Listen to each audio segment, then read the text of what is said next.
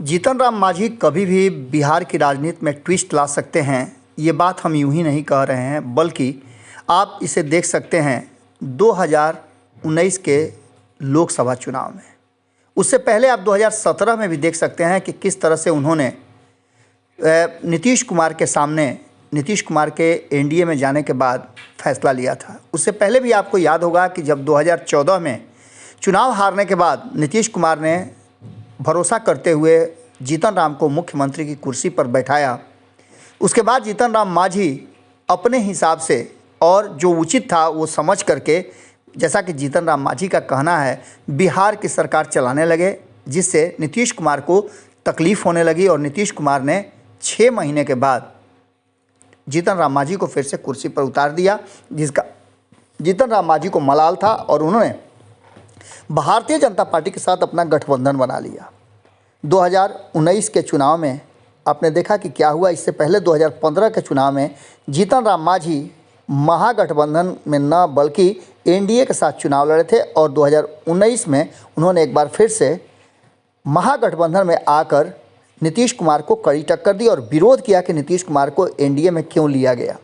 इन सारी बातों के साथ साथ जब 2019 का चुनाव समाप्त हो गया तो लगातार पहले भारतीय जनता पार्टी में और उसके बाद महागठबंधन में कोऑर्डिनेशन कमेटी की बात को लेकर के जीतन राम मांझी हमेशा मुखर रहे और जीतन राम मांझी के साथ साथ 3 लोगों का एक बड़ा कुनबा बन गया था, जिसमें मुकेश सहनी थे और उपेंद्र कुशवाहा थे। आज वर्तमान परिस्थिति में उपेंद्र कुशवाहा और मुकेश सहनी अलग अलग खेमे में हैं और जीतन राम मांझी महागठबंधन में रहते हुए भी लगातार कई तरह की बातें कर रहे हैं। आपको बता दें कि कहा यह जा रहा था कि मौका देख करके जीतन राम मांझी एक बार फिर से पाला बदल सकते हैं, लेकिन जीतन राम मांझी ने इन बातों से इनकार किया और भारतीय जनता पार्टी पर हमलावर रहे। वर्तमान परिस्थिति में वो एनडीए का हिस्सा है और उनके पुत्र संतोष मांझी एनडीए सरकार में मंत्री भी हैं। इन सारी बातों को लेकर के जीतन राम मांझी ने एक ट्वीट किया है जो काफ़ी चर्चा का विषय बना हुआ है और ये खास करके चर्चा का विषय इसलिए बना हुआ है कि लगातार ये बातें कही जा रही है कि कुर्नी चुनाव के बाद बिहार की राजनीति में बड़ा ट्विस्ट आएगा और एनडीए में कई दल शामिल हो सकते हैं। इन सारी बातों पर विराम लगाते हुए जहां महागठबंधन ने कहा था कि महागठबंधन एकजुट है और 7 दल हैं, हम पूरी तरह से सामंजस्य बिठा करके आगे की रणनीति और राजनीति करेंगे, यहाँ तक कि 2024 में नरेंद्र मोदी को कुर्सी से उतारने की भी बात की जा रही थी।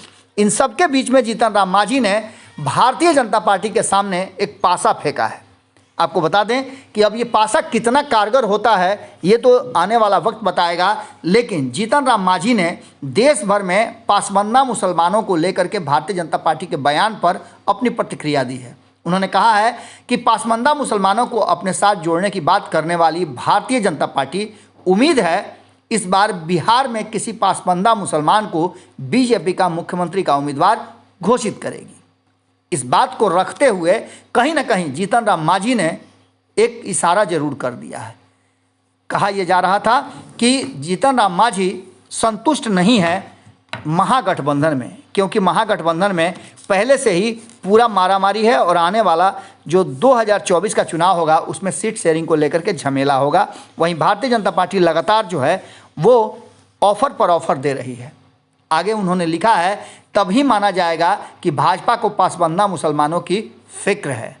ये पासा जो फेंका है जीतन राम मांझी ने, ये उनके मजे हुए राजनीतिक गुण को दिखाता है और बिहार की राजनीति में एक नए उम्मीद की तरफ निश्चित रूप से सोचने के लिए मजबूर करता है। जुड़े रहिए भारत लाइव के साथ। बहुत बहुत धन्यवाद।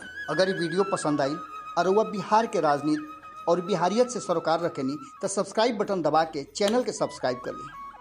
ओजे एगो घंटी बा, ओकरा बटन दबा देला से कुल सटीक और मारक खबर रुआ मुफ्त में मिल जाई। अगर रुआ पत्रकारिता के हमनी के नया प्रयोग में सहयोग कर चाहतानी तो ज्वाइन बटन दबा दी। पेटीएम नंबर नोट कर ली 9386816700। धन्यवाद।